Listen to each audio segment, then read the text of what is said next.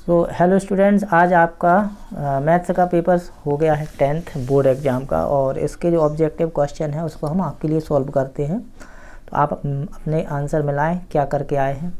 जैसे ये हमारे पास जो अवेलेबल है सेट ए है, कोई भी सेट हो, हर सेट के क्वेश्चन वही हैं, बस उनका सीक्वेंस आगे पीछे कर दिया है, तो आप उसको अच्छे से मिला लें।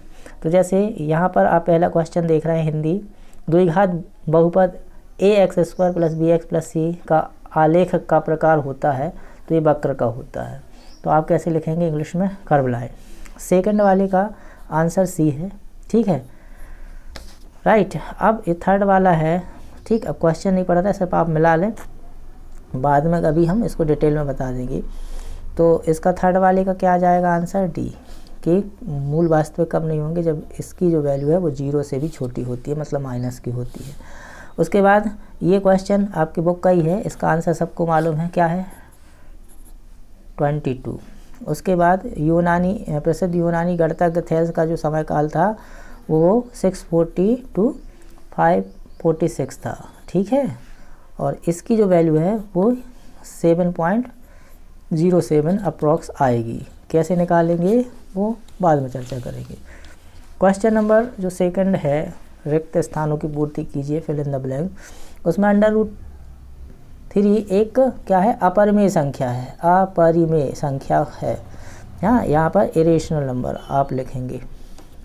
दूसरा है चर x के बहुपद px में x की उच्चतम घात को बहुपद की घात कहते हैं। क्या कहलाती है, बहुपद की घात कहलाती है, या इसको हम यहाँ इंग्लिश में क्या लिखेंगे, called degree of polynomial, degree of polynomial, ठीक है, पॉलिनोमियल।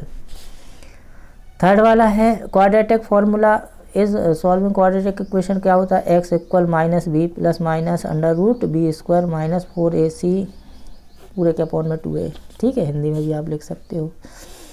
अब यहाँ समांतर श्रेणी जो है, या इसका जो कौन सा है, फोर्थ है कि नंबर ऑफ टर्म्स जो है इसमें कितने हैं। तो आप क्या करोगे, इसमें से इसको माइनस करोगे, 198 आएगी, 198 को कॉमन डिफरेंस 6 से डिवाइड करोगे, 33 आएगा, 33 में 1 ऐड करोगे तो 34 इसका आंसर आ जाएगा।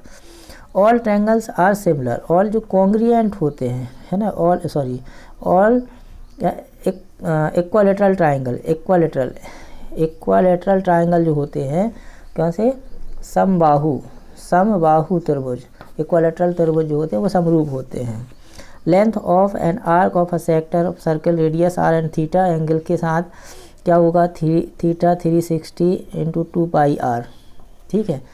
यहाँ पे चाप की लंबाई होगी थीटा 360 2πr, ठीक है। क्वेश्चन नंबर थर्ड में देखते हैं, सत्य बताने हैं। वृत्त को दो बिंदुओं पर प्रतिच्छेद करने वाली रेखा को छेदी रेखा, तिर्यक छेदी रेखा कहते हैं, ये सही है, ठीक है। Line intersecting a circle into 2 point is called a slant second,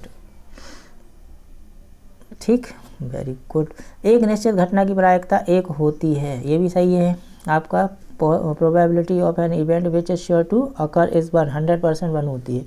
अर्धगोले के आयतन में ये गलत हो जाएगा, क्यों होगा, क्योंकि यहाँ अर्धगोले के आयतन में 2 आता है, तो यहाँ पर क्या आना चाहिए, 2, बाकी सब सही है, ठीक। तो ये रॉन्ग हो गया। The length of an object और a distance between the two objects can be determined with the help of trigonometric ratio.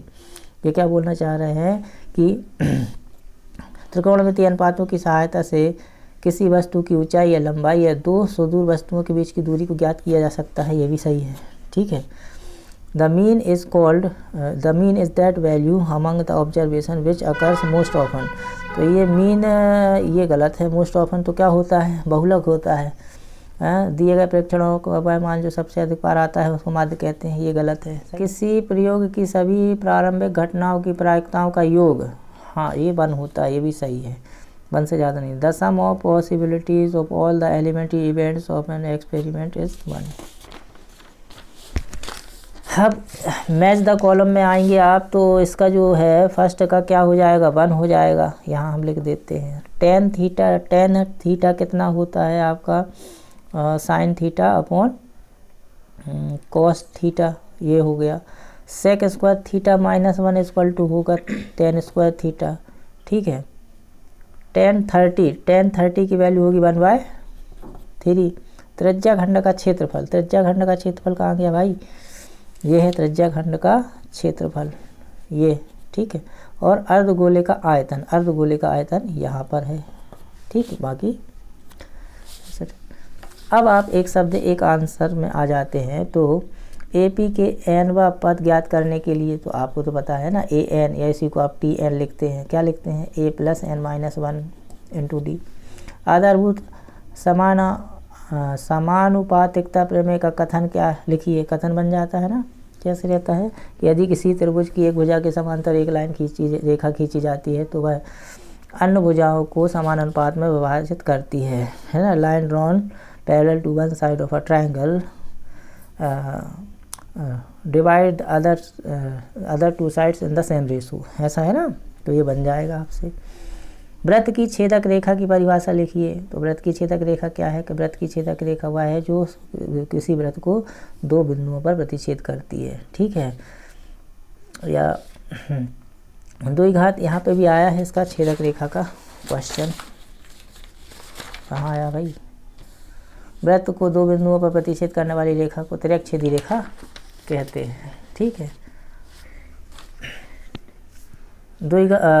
द्विघात बहुपद के शून्यकों का गुणनफल का सूत्र लिखिए। गुणनफल क्या होते हैं, अल्फा इंटू बीटा C/A।